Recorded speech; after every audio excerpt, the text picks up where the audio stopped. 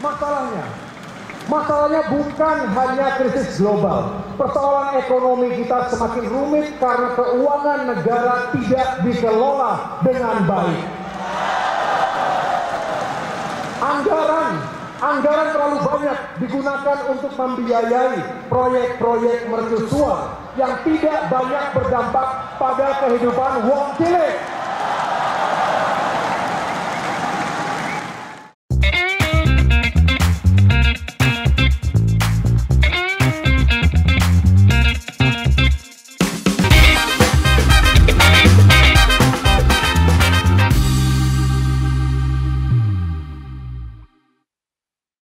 Hal yang paling lucu buat saya adalah ketika dinasti mantan Presiden SBY selalu berkoar-koar bahwa hidup rakyat sedang susah, program pemerintah tidak menyentuh wong cilik, dan sebagainya, dan sebagainya.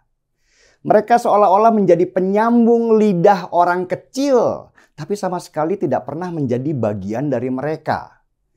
Agus Yudhoyono, Ketua Umum Partai Demokrat, di depan partainya berpidato dengan berapi-api bahwa apa yang dilakukan oleh Jokowi sekarang ini sebenarnya hanya program pembangunan mercusuar yang sama sekali nggak berdampak ke rakyat kecil. Agus menyoroti pembangunan infrastruktur seperti jalan dan bandara yang dibangun Jokowi itu hanya menguntungkan kelas menengah saja, tapi nggak berdampak apa-apa kepada rakyat kecil ekonomi menengah ke bawah. Dan pidatonya itu loh, seolah-olah Agus itu tahu banget rakyat kecil itu seperti apa, bagaimana kondisi mereka, apa yang sudah mereka lalui.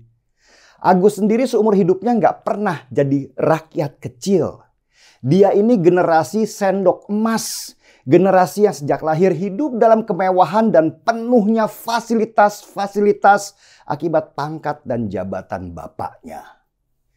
Saya mau bantah dulu ya pidato Agus Yudhoyono bahwa infrastruktur yang dibangun Jokowi itu tidak menyentuh rakyat kecil. Contohnya aja, jalan tol. Jalan tol itu memang tidak menyentuh rakyat kecil secara langsung.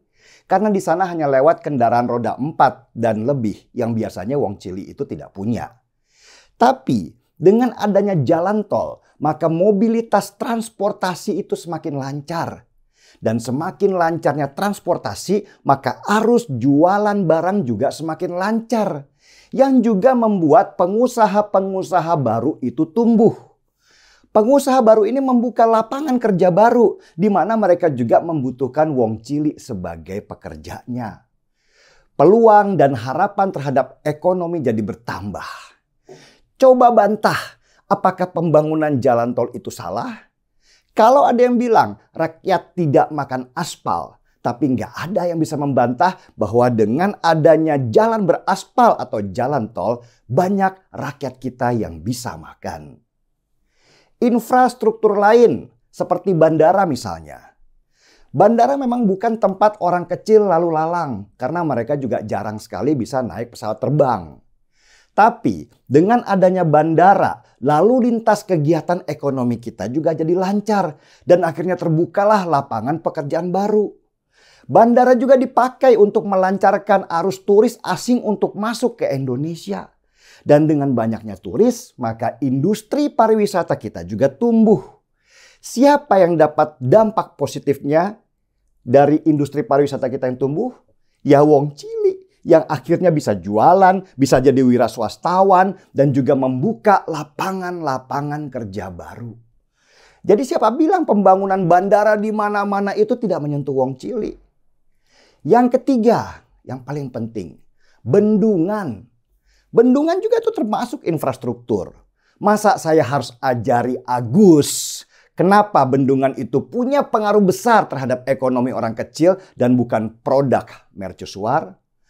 Atau Agus harus saya ajari juga satu-satu seperti saya ajari anak saya tentang apa arti sebenarnya infrastruktur itu sendiri supaya nggak malu-maluin kalau pidato di depan publik.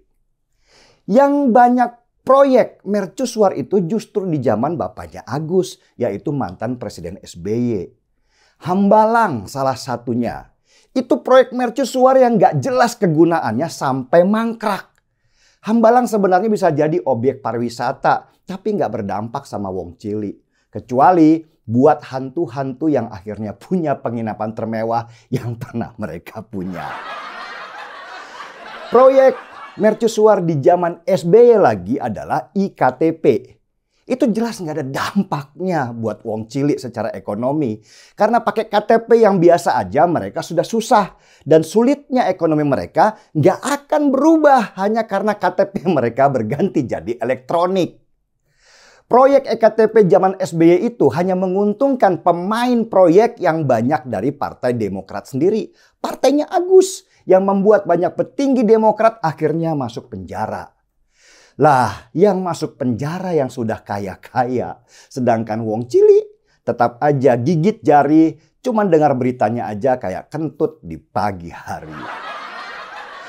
Jadi untuk Agus dan seluruh kader Demokrat, sebelum kritik, mending ngaca dululah pakai cermin raksasa biar jerawatnya kelihatan semua.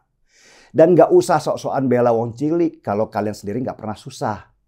Pernahkah Agus beli beras cuma bisa dapat 1 kilogram aja untuk dimakan sekeluarga? Pernahkah Agus naik mikrolet panas-panasan campur keringat dan bau badan banyak orang? Apa Agus pernah pusing nyari kerja dan di saat yang sama anak nangis kelaparan di rumah? Atau Agus pernah nggak akhirnya pulang gak dapat kerjaan dan istri nangis karena ditagih hutang dari warung sebelah tempat istri belanja kebutuhan? Pernah nggak Gus? Kalau belum pernah sekalipun, gak usahlah bawa-bawa wong cilik, rakyat kecil, atau apapun sebutannya. Kamu sendiri gak pernah rasakan sakitnya jadi wong cilik yang gak punya harapan karena lapangan kerja begitu sempit dan baru terbuka lebar di saat Jokowi membangun infrastruktur dan melahirkan banyak pengusaha baru. Gus Agus, sini ngopi dulu Gus sama abang. Biar abang ceritakan masa-masa ketika harus naik metro mini dengan uang tinggal Rp1.000 di kantong dan terpaksa kabur dari tagihan kernet sambil dimaki-maki karena uang yang tersisa hanya cukup untuk membeli sesuap nasi supaya perut bisa terisi. Seruput kopinya dulu Gus.